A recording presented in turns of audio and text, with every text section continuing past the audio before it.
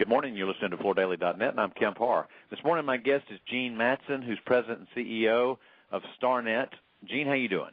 I'm good, Kemp. Thank you. Good to talk to you. We left each other yesterday. We were down in Austin, Texas at the Barton Creek Resort at your fall meeting, and I thought the listeners might like to hear a little bit of the highlights. There were about 270 attendees. Most people who know StarNet might know that the fall meeting is a little bit smaller, but still has a lot of great participation. I think there were 80 member companies represented. Well, let's talk first about the health of the membership and kind of the tone of what we heard while we were down there. Well, I would say that the members are very upbeat. We're enjoying another good year this year, and it's really on the heels of 3 good years if you compare us with the prior year in terms of growth. This year, what we're seeing is increases again of purchases within our preferred vendor network, which is our goal.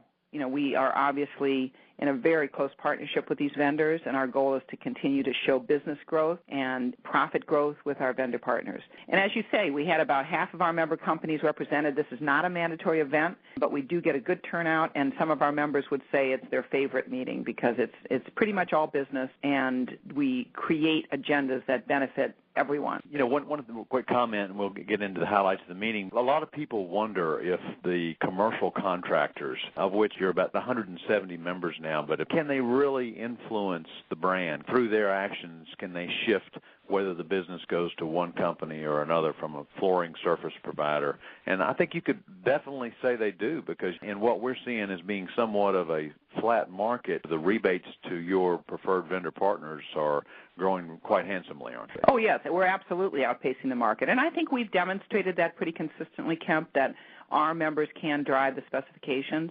The ideal model is that they work in tandem with the vendor partner. So they go together to the end user or to the designer and influence the specs.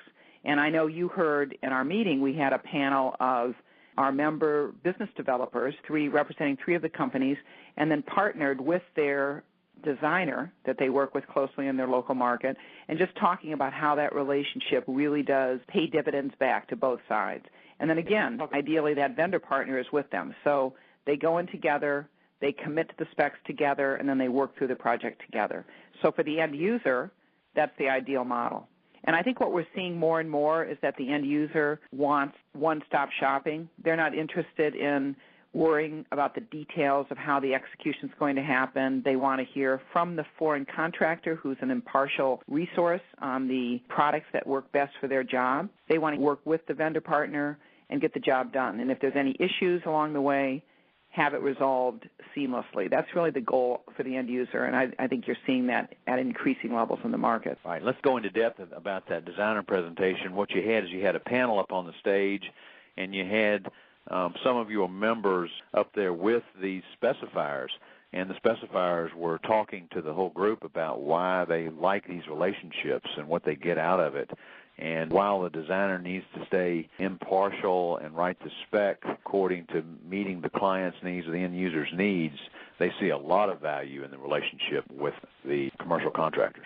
Yeah, and I think what you heard, which was interesting, is that they actually, on occasion, you'll see our member company written on the specs or the name of the business developer written on the specs.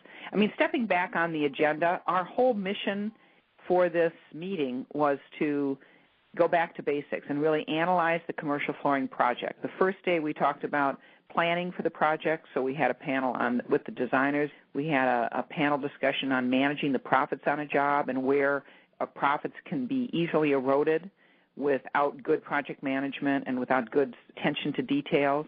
And then we had an attorney, Sloan Bailey, who talked about the contract and the new clauses that our members are seeing come into these contracts that can be troublesome for them if they're not attending to new commitments they're making when they sign that contract. Right. And then the next day was all about the installation and the execution of the project. So we had a discussion on the role of the project manager.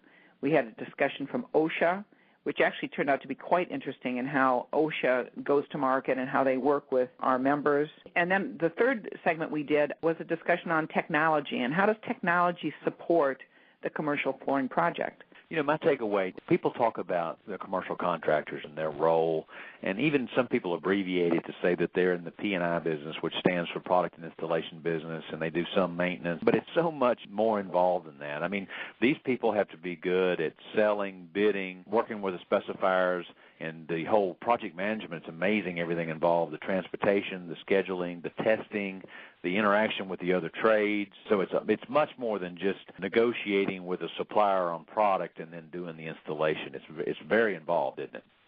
Absolutely, not to mention the financial wherewithal they have to have, because as you well know, the model is our members have to be able to finance that project from the very beginning all the way to the post-installation checklist and punch list. And that's not an easy thing. These members know what they're doing. They're in the market for many years.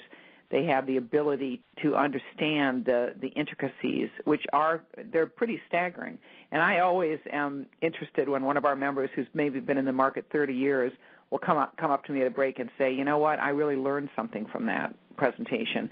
So there's always new things to learn because the market's changing and the demands are changing. One of the things I would definitely want to point out is StarNet is very healthy right now. As a matter of fact, you've just added 2 new members. Tell us a little bit about that, if you would. Well, yes. Our policy on membership at this point is we have a couple of regions in the country where we would love to pick up a member where we have a current void. Those tend to be at this point much smaller markets. And we are very committed to bringing in members who offer full service, who are flooring resources, versus just flooring providers who have the knowledge and the wherewithal to advise the end user on their best flooring solution.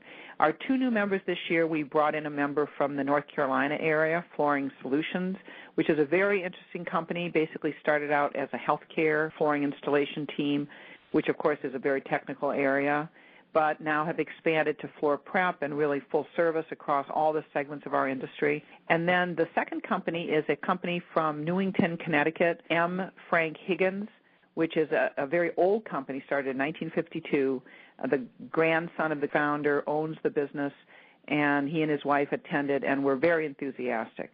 So we're really looking for quality. We're looking to fill in any voids we might have geographically and to bring in new members that add to the energy and the professionalism of StarNet.